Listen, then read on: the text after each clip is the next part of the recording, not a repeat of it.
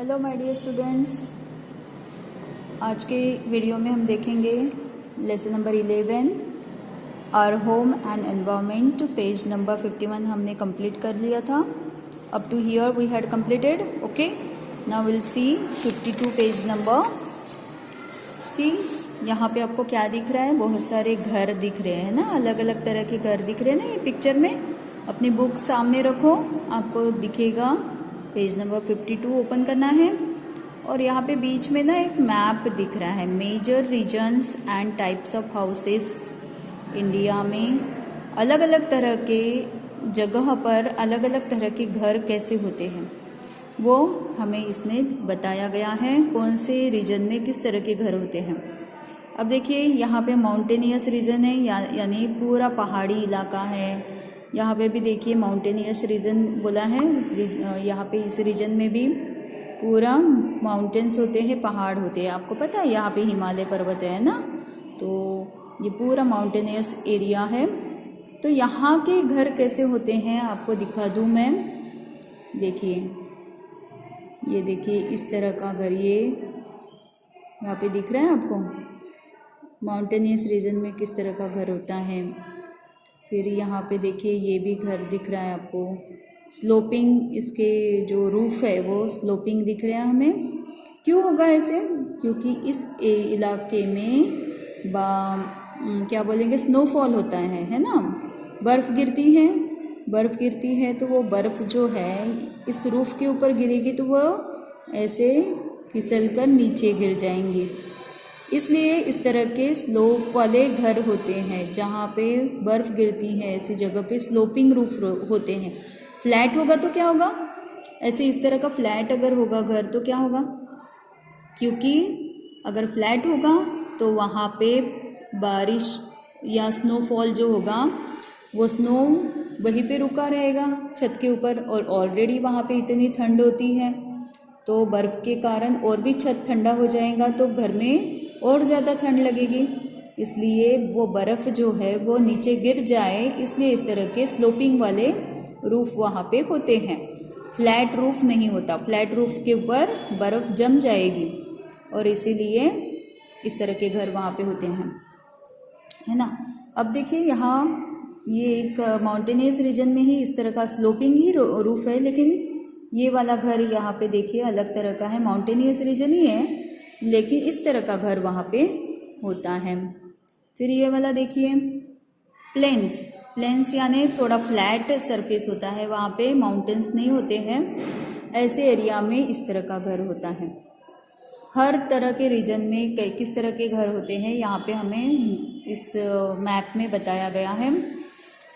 Medium rainfall जहाँ पे होता है, यानी कम भी नहीं बहुत और बहुत ज़्यादा भी नहीं, बारिश एवरेज बारिश जहाँ पे होती है ऐसे एरिया में इस तरह का घर होता है।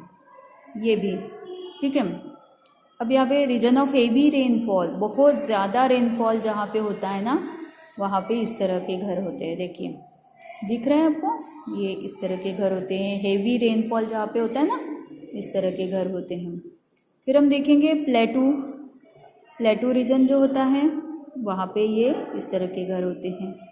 यहाँ पे लो रेनफॉल है, यानी कम बारिश होती है यहाँ पे, तो जहाँ पे कम बारिश होती है वहाँ पे इस तरह के घर होते हैं। दिख रहा है आपको?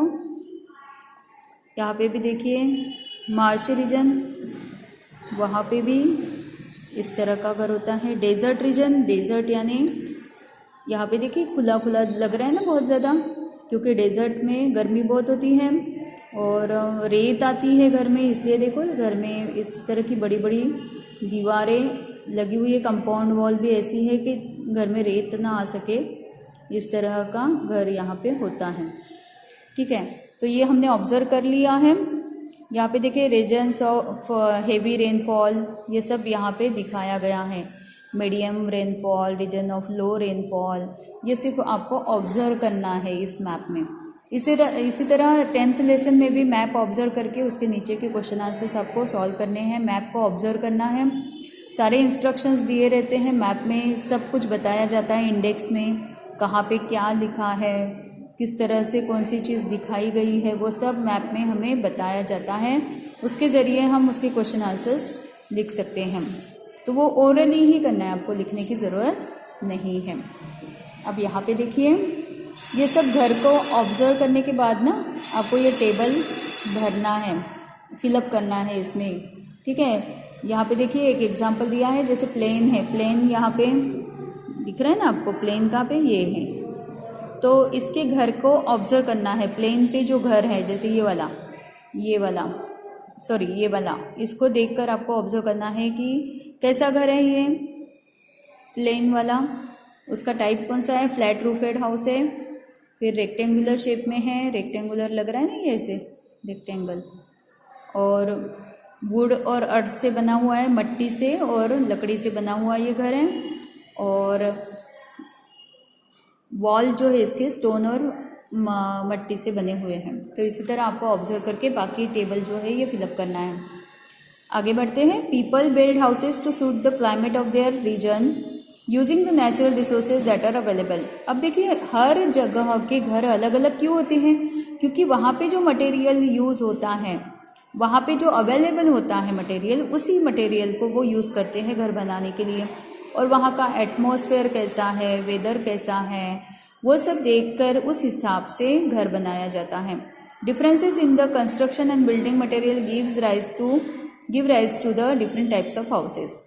अलग अलग कंस्ट्रक्शन करने का तरीका और मटेरियल को अलग अलग तरह का जो यूज़ होता है, उसके कारण अलग अलग टाइप के घर हम बना सकते हैं। Water, food, clothing, shelter are the basic needs of every human being. However, these needs are not fulfilled in the case of each and every person. ये जो है water, food, clothing and shelter, ये क्या है, हमारी basic need है। Basic need यानी सबसे महत्वपूर्ण हमारी जो ज़रूरत है वो है water, food, clothing and shelter. ये चार चीज़ें हमें बहुत ज़रूरी होती हैं। पर क्या होता है, कोई कोई ये हमारी ज़रूरत जो है वो पूरी नहीं होती किसी किसी की। Then the following situations arise. अगर ये ज़रूरतें हमारी पूरी नहीं होती है तो क्या होता है, around us we see many people who lack shelter. बहुत लोगों के पास शेल्टर नहीं होता है, रहने के लिए घर नहीं होता है। They seek shelter at the road side. Footpath पर, रोड पर वो हमें दिखते हैं, है ना, सोते हुए दिखते हैं ना लोग, अंडर ब्रिजेस, पुल के नीचे, और टम्बल डाउन बिल्डिंग्स जो है, बिल्डिंग्स के आसपास, रेलवे स्टेशन पे, बस स्टेशन पे, कहीं कहीं पे तो ग्राउंड पे ही वो लोग सो जाते हैं क्योंकि उनके पास रहने की जगह नहीं होती। Many people are forced to be homeless because they have insufficient और नो मीन्स ऑफ लिवलीहुड। कुछ लोगों के पास घर नहीं होता क्योंकि उनको उनकी कमाई नहीं होती है, कुछ काम उनको नहीं होता है, और इसलिए वो घर नहीं बना पाते हैं, अपना पैसों की कमी की वजह से भी घर नहीं बना पाते हैं। A section of our society being homeless is a social problem. ये बहुत बड़ी प्रॉब्लम है सोसाइटी में कि बहुत लोगों के पास घर नहीं होता है। That is why the government implements many schemes to provide homes to the homeless. इसलिए गवर्नमेंट जो है ऐसे जो लोग होते हैं जिनके पास घर नहीं है, फुटपाथ पे रहने वाले या ऐसे कहीं पे भी पुल के नीचे रहने वाले लोग होते हैं, उनके लिए स्कीम बनाती है गवर्नमेंट और उनको घर प्रोवाइड करती है। In some of the cities the government makes night shelters available to the homeless. कुछ सिटीज़ में ऐसा भी है कि नाइट शेल्टर की व्यवस्था की गई है। नाइट शेल्टर यानी रात भर के लिए उनको रहने के लिए जगह वहाँ पे मिलती है। अब देखिए क्यों होते हैं होमलेस लोग। होमलेस लोग यानी जिनके पास घर नहीं है, ऐसे लोग क्यों उनके पास घर नहीं होता है, क्या कारण होता है उसके पीछे। तो उसके कारण कई हैं, इसमें से कुछ कारण यहाँ पे बताए गए हैं। लैक ऑफ अफोर्डेबल हाउसिंग, वो घर जो है अफोर्ड नहीं कर सकते हैं, यानी उतना पैसा उनके पास नहीं है घर लेने लायक। इनएडिक्वेट इनकम, उनका जो इनकम है यानी उनकी कमाई जो है वो कम है। अनएम्प्लॉयमेंट, कुछ लोगों के पास कमाई तो दूर की बात है, उनके पास नौकरी ही नहीं है। तो अनएम्प्लॉयमेंट यानी उनके पास कमाई का कोई साधन ही नहीं है, उनके पास मतलब रोज़गार ही नहीं है। फिजिकल एंड मेंटल डिसऑर्डर, कुछ लोग ऐसे होते हैं जो फिजिकली वीक होते हैं या हैंडीकैप होते हैं, है ना, अपंग जिसे बोलते हैं। कुछ मेंटल डिसऑर्डर भी होता है यानी पागल होते हैं, तो उन लोगों के पास भी घर नहीं होता। नेचुरल डिजास्टर्स, कुछ लोगों का जो है घर होता भी होगा तो वो किसी मतलब जैसे फ्लड है, बाढ़ आती है ना, बाढ़ आती है, कभी सुनामी आता है, कभी अर्थक्वेक हो जाता है, तो ऐसे नेचुरल डिजास्टर्स के कारण वो होमलेस हो जाते हैं। और पॉवर्टी यानी बेकारी, यानी पढ़े लिखे लोग भी कभी कभी बिना नौकरी के होते हैं, उनके पास कोई जॉब नहीं होती है, तो ये भी एक कारण होता है होमलेस होने का। We all have a right to clean portable water, sufficient food, a safe shelter and education. हमारे पास घर तो होना ही चाहिए, रहने की जगह होनी चाहिए, खाने के लिए फूड मिलना ही चाहिए, ये सबका राइट है, ये सब पाना ये सबका राइट है। अब देखिए यहाँ पे क्वेश्चन पूछा गया है, ये आपके लिए है, तो ये आप पढ़ के इसका सॉल्यूशन आपको ढूंढना है। क्या करोगे आप ऐसी सिचुएशन में, तो ये आपको सोचना है और लिखना है, तो लिख भी सकते हो इसका आंसर, ठीक है। Construction work is going on opposite Ajit house. Ajit के घर के पास कंस्ट्रक्शन शुरू है, कोई घर बन रहा है वहाँ पे। That means constant loud noise and lot of dust in the air. तो उस कंस्ट्रक्शन के कारण वहाँ पे बहुत आवाज़ भी होती है और बहुत डस्ट आती है उसके यहाँ। Ajit and his family have to suffer this all the time. और अजीत के घर में और उसके फैमिली मेम्बर्स को बहुत ज़्यादा ये सब सहना पड़ता है। What can Ajit do to find a way out of this. इससे बाहर निकलने के लिए अजीत क्या क्या कर सकता है, इसके बारे में आपको सोचना है, ठीक है। Now turn on next page. अब यहाँ पे देखिए क्या दिख रहा है आपको, एक पिक्चर दिया है। इस पिक्चर में देखिए अलग अलग तरह के घर दिए हैं। अब घर में प्रोग्रेस कैसी हुई, किस तरह से घर जो है अलग अलग तरह से नया नया एडिशन उसमें आता गया। अब देखिए जब हम मंकी थे, मतलब मानव जो था वो जो बंदर की इसमें था, क्या बोलेंगे उसको, बंदर जैसा था, तो वो क्या करता था, पेड़ पर रहता था, है ना, इस तरह से। फिर वो मानव जो है, जो उसमें बहुत सारे चेंजेस आए, तो उसने अपना घर भी अच्छा बनाया और ये जो गुफा है, गुफा के अंदर वो रहने लगा। फिर उसने पत्थर से इस तरह का घर अपने लिए बनाया। फिर धीरे धीरे पेड़ के पत्ते, फिर वुड, ये सब यूज़ करके इस तरह की झोपड़ी टाइप बनाया।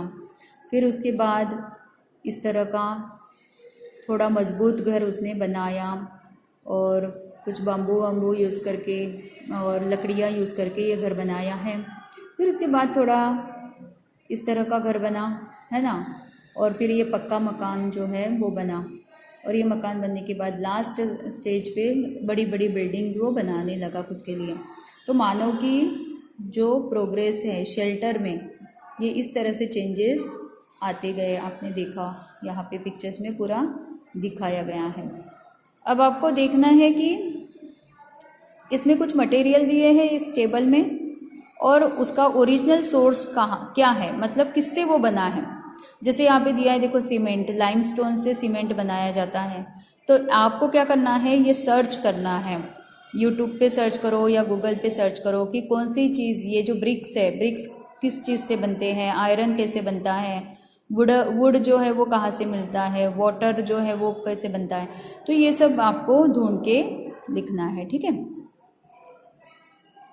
यहाँ पे देखिए एक पिक्चर है, visit to a construction site.